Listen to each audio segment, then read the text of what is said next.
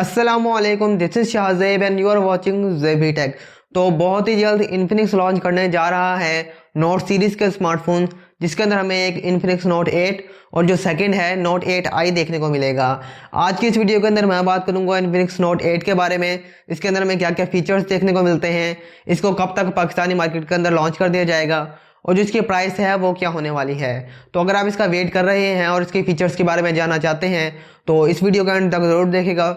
Video पसंद आए तो वीडियो को लाइक जरूर कर दीजिएगा, चैनल पर नए हैं तो चैनल को सब्सक्राइब कर देना और साथ ही बेल आइकन को दबा देना ताकि जब भी कोई इस तरह की न्यू स्मार्टफोन की वीडियो आए आपके पास नोटिफिकेशन आ जाए। तो करते हैं आज की वीडियो स्टार्ट। सबसे पहले यहाँ पे बात कर लीजिए इसके लॉन्च डेट की। तो इसकी जो पाकिस्तानी मार्केट के अंदर लॉन्च डेट है वो 15 नवंबर से पहले ही है, यानी कि 15 नवंबर या 10 नवंबर के बीच में कहीं भी इसको लॉन्च किया जा सकता है। और इसकी बात कर ली जाए यहाँ पे इसके प्राइस की, तो इसकी जो हमें प्राइस देखने को मिलेगी वो 28 से 29 हज़ार यानी कि अंडर 30 के ही देखने को मिलेगी।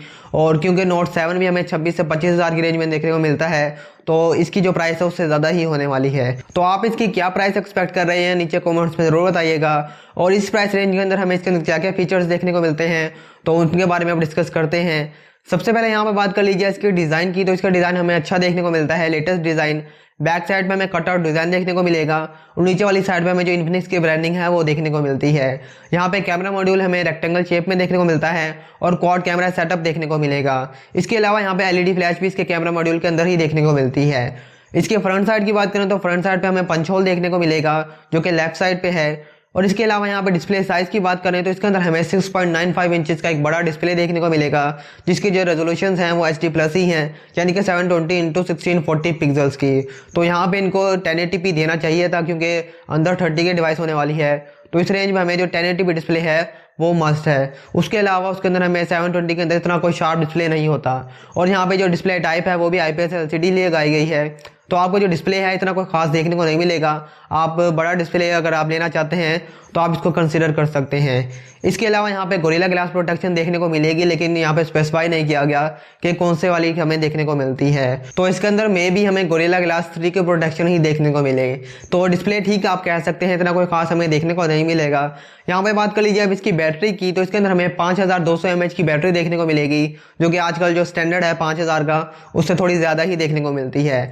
और यहाँ पे फास्ट चार्जिंग भी हमें देखने को मिलेगी 18 वाट की। और इसके अलावा यहाँ पे टाइप सी की कनेक्टिविटी भी देखने को मिलती है। तो बैटरी वाले डिपार्टमेंट में ये स्मार्टफोन काफ़ी अच्छा देखने को मिलता है। एक तो बड़ी बैटरी भी आपको देखने को मिलेगी और उसके साथ साथ हमें फास्ट चार्जिंग भी देखने को मिलती है।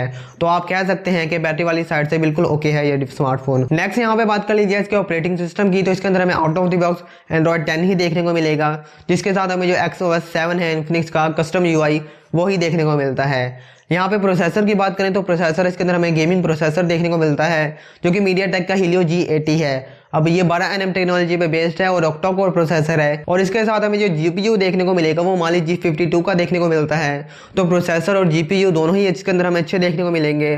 तो आप गेम्स वगैरह हैं वो हाई सेटिंग पर रन कर सकते हैं। PUBG के अंदर आपको जो 40 FPS का गेम प्ले है वो भी देखने को मिल जाएगा। इसके अलावा मल्टीटास्किंग वगैरह उसके अंदर भी आपको ऐसी कोई प्रॉब्लम देखने को नहीं मिलेगी। इसके अलावा यहाँ पे बात कर लीजिए इसके वेरिएंट की, तो इसका एक ही वेरिएंट देखने को मिलेगा, एक्सपेक्टेड एक ही है, जिसके अंदर हमें 6GB रैम और 128GB स्टोरेज देखने को मिलेगी। और यहाँ पे जो स्टोरेज टाइप है वो eMMC 5.1 की ही देखने को मिलेगी। तो यहाँ पे आपको UFS टाइप की नहीं देखने को मिलती।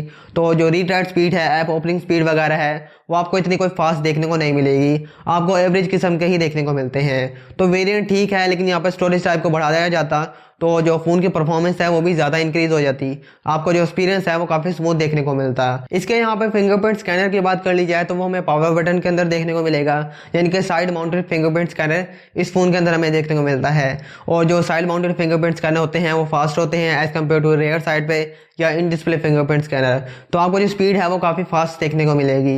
यहाँ पे बात कर लीजिए इसके कैमरास की, तो फ्रंट साइड पे पंच होल देखने को मिलेगा, डुअल पंच होल, जिसके अंदर हमें जो मेन सेंसर है 16 मेगापिक्सल का देखने को मिलता है। और जो सेकंड लेंस है वो हमें पोर्ट्रेट लेंस डेप्थ सेंसर देखने को मिलेगा। तो फ्रंट साइड अच्छा देखने को मिलती है। और बैक की बात करें तो क्वाड कैमरा सेटअप में मेन सेंसर 64 मेगापिक्सल का देखने को मिलता है। यहाँ पे मेगापिक्सल काउंट तो बढ़ाए गए हैं, लेकिन जो क्वालिटी वगैरह है वो जब लॉन्च होगा तो देखेंगे हमें कैसी देखने को मिलती है। तो आप इतनी कोई ज़्यादा एक्सपेक्ट नहीं कर सकते, क्योंकि इन्फिनिक्स के स्मार्टफोन में इतने कोई अच्छे कैमरास होते नहीं है। इसके अंदर हमें जो सेकंड लेंस देखने को मिलेगा वो एक मैक्रो सेंसर, थर्ड लेंस हमें एक डेप्थ सेंसर, और जो फोर्थ लेंस है वो एआई लेंस देखने को मिलेगा, एक वीडियो सेंसर देखने को मिलेगा। यहाँ पे जो अल्ट्रा वाइड लेंस है वो मिसिंग है, यहाँ पे नहीं लगाया गया। अंडर 30 के ये डिवाइस लॉन्च होगी और अल्ट्रा वाइड लेंस मिसिंग है। तो मेरा नहीं ख्याल कि अल्ट्रा वाइड लेंस मिसिंग होना चाहिए था यहाँ पे, क्योंकि उसकी जो नीड है वो होती है। इस रेंज के अंदर हमें तकरीबन मैक्सिमम स्मार्टफोन में वही देखने को मिलता है, तो यहाँ पे रखना चाहिए था। लेकिन इसकी जगह उन्होंने यहाँ पे जो एआई लेंस है उसका कोई काम भी नहीं होता वो लगा दिया है। आपके इसके बारे में क्या ओपिनियंस हैं? क्या आप अल्ट्रा वाइड लेंस के बगैर इस फोन को बाय कर सकते हैं? नीचे कमेंट्स में ज़रूर बताइएगा। तो कैमराज वाली साइड से बस आप ठीक कर सकते हैं, इतने कोई खास कैमराज नहीं देखने को मिलते। और जो डिवाइस रेंज है, इसकी प्राइस रेंज वो अंडर 30 के है, उसके लिहाज से इतने कोई अच्छे कैमराज नहीं देखने को मिलते। तो ये तो हो गई कंप्लीट स्पेसिफिकेशंस, फीचर्स वगैरह इन्फिनिक्स नोट 8 के।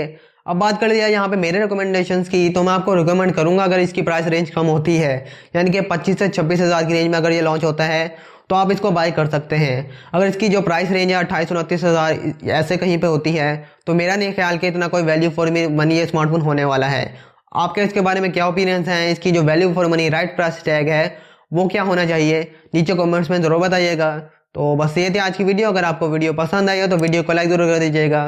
चैनल पर नए हैं तो चैनल को सब्सक्राइब कर देना और साथ ही बेल आइकन को दबा देना, ताकि जब भी कोई इस तरह की न्यू वीडियो आए आपके पास नोटिफिकेशन आ जाए। तो बस मिलते हैं किसी नई वीडियो में, तब तक के लिए अल्लाह हाफिज़।